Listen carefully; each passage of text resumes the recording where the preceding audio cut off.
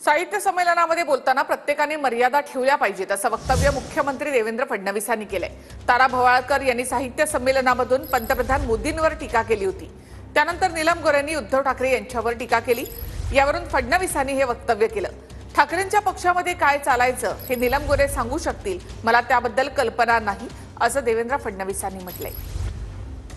या साहित्यिकांना वारंवार असं वाटतं की राजकारणी हे आमच्या स्टेजवर येऊ नयेत किंवा तशा प्रकारचं त्यांचं नेहमी वक्तव्य असतं। व त्यांनी देखील पार्टी लाईनवरचे जे कमेंट्स आहेत हे कमेंट्स करणं हे योग्य नाही आहे। त्यांनीही मर्यादा पाळायला पाहिजे असं माझं मत आहे। उद्धव ठाकरे यांच्यावर गंभीर आरोप केले की मर्सिडीजची मागणी होत होती, जर का काही पद पाहिजे असेल। बघा, त्या पक्षात त्या होत्या, मी तर काही त्या पक्षात नव्हतो, त्यामुळे त्या पक्षात काय चालायचं ह्या त्या सांगू शकतात। मी तर त्याच्यावर कमेंट नाही करू शकत।